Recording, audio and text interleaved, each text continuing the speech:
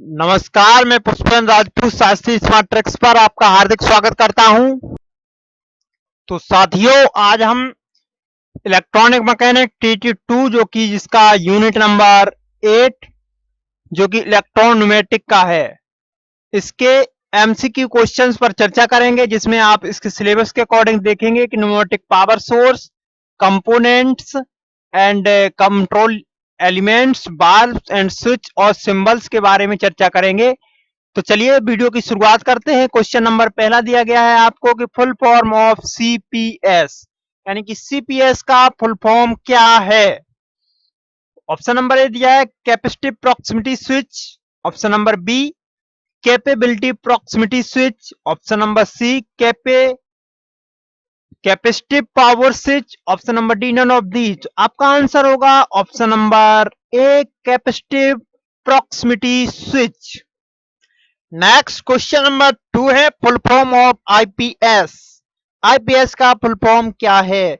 Inductive proximity service, inductive proximity switch, option number C inductive power switch, option number D none of these. आपका correct answer होगा inductive proximity switch. Question number 3 full form of PPS। PPS की full form क्या है। Power position statement, position pulse switch, pneumatic power source. आपका answer होगा correct pneumatic power source. Question number 4 full form of CAES। CAES का full form क्या है। Compressed air energy storage, compressed air environment system, compressed air environment storage. तो आपका correct answer होगा option number ए compressed air storage. Question number 5 दिया है full form of LPSC। LPSC का full form क्या है। Low pneumatic air compressor, low pressure air compressor, low pressure air compressor. आपका correct answer will be low pressure air compressor. Question number 6 दिया गया है full form of MPAC। MPAC का full form क्या है। Medium pneumatic air compressor, medium power air compressor, medium pressure air compressor. तो correct answer will be medium pressure air compressor. Question number 7 full form of HPAC। HPAC का full form क्या होगा। Option A high pressure air compressor, option number B high power air compressor, option number C high pneumatic air compressor. तो correct answer will be high pressure air compressor. Question number 8 compressed air यानी संकुचित हवा के pressure यानी कि दबाव से कार्य करने वाली सिस्टम यानी प्रणाली क्या कहलाती है। Pneumatic source, lighting source, hydraulic source. तो correct answer will be pneumatic source, that is option number 1। Question number 9 single acting cylinder में कंप्रेस्ड एयर के लिए कितने द्वार यानी कितने गेट होते हैं। तो आपका correct answer will be option number A, यानी कि केवल एक गेट होता है। Next question number 13 pneumatic system में प्रयोग होने वाले सिलेंडर के प्रकार हैं। Single acting cylinder, double acting cylinder, both A and B. तो right answer will be option number C both A and B, यानी कि सिंगल एक्टिंग सिलेंडर भी और डबल एक्टिंग सिलेंडर भी। क्वेश्चन नंबर 14 पिस्टन को रिस्टोरिंग फोर्स प्रदान करने के लिए क्या प्रयोग किया जाता है। Spring, rod, oil. तो that correct answer will be spring. तो आपका करेक्ट आंसर होगा ऑप्शन नंबर। क्वेश्चन नंबर 15 दिया है सिंगल एक्टिंग सिलेंडर का प्रयोग किया जाता है प्रिंटिंग मशीन में, स्टैंपिंग में, बोथ ए एंड बी। तो correct answer will be both A and B, यानी कि प्रिंटिंग मशीन में भी और स्टैंपिंग में भी। क्वेश्चन नंबर 16 किस सिलेंडर में दोनों ओर से हवा प्रवाहित हो सकती है। सिंगल एक्टिंग सिलेंडर में या डबल एक्टिंग सिलेंडर में। तो आपका आंसर होगा option number B double acting cylinder में, जो कि इसका नाम ही है। दोनों तरफ से ही इसमें वायु यानी कि एयर कंप्रेस हो सकती है, यानी कि फ्लो हो सकती है। क्वेश्चन नंबर 17 घर्षण तथा ताप यानी कि फ्रैक्शन एंड टेम्परेचर को कम करने के लिए किसकी कोटिंग की जाती है। क्रोमियम की या नाइक्रोम की, कार्बन की, या किसी की भी नहीं। आपका आंसर होगा ऑप्शन नंबर ए, क्रोमियम की। क्वेश्चन नंबर 18, हवा को कंप्रेस्ड करने के लिए सिलेंडर किसका बनाया जाता है? आयरन का, स्टील का, ऑयल का, या option number C, both B and C. तो आपका आंसर होगा option number D, both B and C. यानी कि एयर कंप्रेस्ड करने के लिए आपका जो सिलेंडर होता है वो स्टील तथा ऑयल, इन दोनों से मिलकर के बना होता है। नेक्स्ट क्वेश्चन नंबर 19 है, टैंक में सुरक्षा हेतु कौन सा उपकरण लगे होते हैं? वायुदाब मापी, नमी मापी, बोथ ए एंड बी। तो आपका आंसर होगा ऑप्शन नंबर बी, यानी कि इसमें सुरक्षा के लिए आपके वायुदाब मापी भी लगा होता है और नमी मापी भी लगा होता है। क्वेश्चन नंबर 20 दिया गया है आपको कि टैंक में हवा को प्रवाहित करने के लिए किसका प्रयोग किया जाता है? तो इसके लिए हवा प्रवाहित करने के लिए कंट्रोल वाल्व का प्रयोग किया जाता है। क्वेश्चन नंबर 21, यांत्रिक ऊर्जा को गतिज ऊर्जा में परिवर्तित करता है? कंप्रेसर, रिवर्सर, रेगुलेटर, या नन ऑफ दी। तो आपका आंसर होगा ऑप्शन नंबर ए, कंप्रेसर। कंप्रेसर आपका यांत्रिक ऊर्जा को गतिज ऊर्जा में परिवर्तित करता है। क्वेश्चन नंबर 22, कंप्रेसर के प्रकार हैं रिसिप्रोकेटिंग कंप्रेसर और rotary screw compressor, turbo compressor, all of the.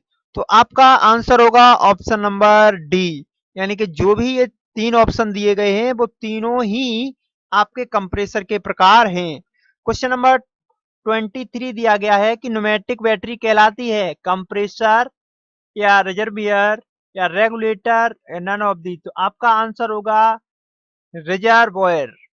Question number 24, dial caliper तथा स्केल की सहायता से मापा जाता है? रिजर्वोयर का आंतरिक आयतन, कंप्रेसर का आंतरिक आयतन, रेगुलेटर का आंतरिक आयतन। तो आपका आंसर होगा ऑप्शन नंबर ए, रिजर्वोयर का आंतरिक आयतन। क्वेश्चन नंबर 25, उच्च दबाव की स्थिति में लाइन को कट करने के लिए किसका प्रयोग किया जाता है? कंप्रेसर का, रिजर्वोयर का, या रेगुलेटर का? आपका आंसर होगा ऑप्शन नंबर सी, रेगुलेटर का।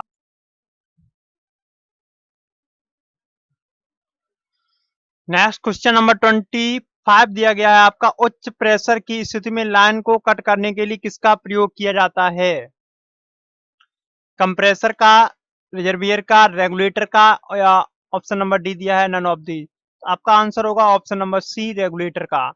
क्वेश्चन नंबर 26 दिया गया है कि एक स्थिर गति के संकुचन हवा को प्रवाहित करने के लिए किसका प्रयोग किया जाता है? कंप्रेसर का, रिजर्वोयर का, रेगुलेटर का, option number D none of the. तो आपका आंसर होगा ऑप्शन नंबर सी, रेगुलेटर का। क्वेश्चन नंबर 27, रेगुलेटर में संकुचित हवा को दर्शाने के लिए क्या लगाया जाता है? तो रेगुलेटर में संकुचित हवा को दर्शाने के लिए प्रेशर गेज लगाया जाता है। आपका आंसर होगा option number B. Question number 28, push button valve का प्रयोग करके किसके साथ किया जाता है? कंप्रेसर के, रिजर्वेयर्स के, बोथ ए एंड बी। तो आपका आंसर होगा ऑप्शन नंबर सी, यानी कि कंप्रेसर और रिजर्वॉयर है, इसके दोनों ही के साथ में आपका पुश बटन वाल्व का प्रयोग किया जाता है। क्वेश्चन नंबर 29, किसका प्रयोग कर अनियमितता की स्थिति उत्पन्न होने पर किसी भी क्षण वाल्व से प्रवाहित रोकने व आरंभ करने के लिए किया जाता है? यानी वायु को, फ्लो को जो रोकने के लिए और प्रारंभ करने के लिए किया जाता है, ये क्या कहलाता है? तो ये कहलाता है आपका पुश बटन वॉल्व, जो कि पुश बटन द्वारा इसको रोक दिया जाता है। क्वेश्चन नंबर 30, प्रॉक्सिमिटी स्विच किसकी भांति कार्य करते हैं? सेंसर, बटन, या मीटर?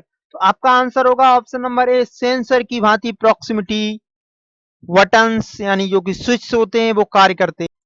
क्वेश्चन नंबर 31, किसी धातु की स्थिति का पता लगाने के लिए किसका प्रयोग किया जाता है? Push button valve, control valve, proximity switch? आपका आंसर होगा option number C, proximity switch. Question number 32, proximity switch के प्रकार हैं? Capacitive proximity switch, inductive proximity switch, both. तो आपका आंसर होगा ऑप्शन नंबर बी, दोनों ही प्रकार के, यानी कि इंडक्टिव और कैपेसिटिव दोनों ही आपके प्रॉक्सिमिटी स्विच के एग्जाम्पल हैं, यानी प्रकार हैं। Question number 33, capacitive proximity switch किस प्रकार धातु का पता लगाता है? जब धातु कैपेसिटर के साइड में आ जाए, जब धातु कैपेसिटर की प्लेटों के मध्य आ जाती है, जब धातु कैपेसिटर से दूर हो जाती है। तो आपका आंसर होगा ऑप्शन नंबर बी, जब धातु कैपेसिटर के प्लेटों के मध्य में आ जाती है। क्वेश्चन नंबर 34, जब कैपेसिटर की प्लेटों के मध्य धातु आ जाती है तब इलेक्ट्रिक सिग्नल कमजोर हो जाता है, बिकॉज क्योंकि वह धातु के पदार्थ पर निर्भर करता है। कैपेसिटर कमजोर हो जाता है, कैपेसिटर का मान प्रभावित होता है। आपका correct answer will B capacitor का मान यानी कि जो वैल्यू है तो वो आपकी प्रभावित हो जाती है। जैसे ही किसी कैपेसिटिव प्रॉक्सिमिटी स्विच पर जो मेटल लगा होता है उसके बीच में कोई ऑब्जेक्ट आ जाता है जिसकी उसमें कैपेसिटर में जो विद्युत सिग्नल हो रहा है वो वीक हो जाता है, क्योंकि इससे कैपेसिटर का मान प्रभावित होता है। Question number 35, inductive proximity switch कब धातु का पता लगाता है? जब धातु फ्लक्स से जुड़ती है, जब धातु कॉइल से जुड़ती है, जब धातु इंडक्टर से अत्यधिक दूरी पर होती है। तो आपका आंसर होगा ऑप्शन नंबर ए, जब धातु फ्लक्स से जुड़ती है। क्वेश्चन नंबर 36, जब धातु इंडक्टर अथवा द्वारा उत्पन्न फ्लक्स के मध्य आ जाती है तब चुंबकीय फ्लक्स बढ़ता है, चुंबकीय बल रेखाएं बढ़ती हैं, घनत्व में कमी आ जाती है। तो आपका आंसर होगा ऑप्शन नंबर सी, जो घनत्व में कमी आ जाती है। Question number 37, pneumatic power source के प्रोसेसिंग तत्व हैं control valve, solenoid valve, rotary valve या limiter switch. Option number D, all of these. Question number 37 का आपका सारे ही आंसर होंगे जो ऑप्शन नंबर ए भी होगा, बी भी होगा, सी। तो आपका correct answer will be option number D, यानी कि जो पार्ट दिए गए वो सारे ही हैं पार्ट सोर्सिंग तत्व एलिमेंट्स हैं। क्वेश्चन नंबर 38, लाइन में बह रही संकुचित हवा को नियंत्रित करने के लिए किस प्रोसेसिंग एलिमेंट का प्रयोग किया जाता है? Control valve, solenoid valve, rotary valve. तो आपका correct answer will B control valve. Question number 39, control valve होता है मानव चलित, स्वचालित, बोथ ए एंड बी। तो आपका आंसर होगा ऑप्शन नंबर ए, मानव चलित, जो कि मानव द्वारा चलाया जाता है।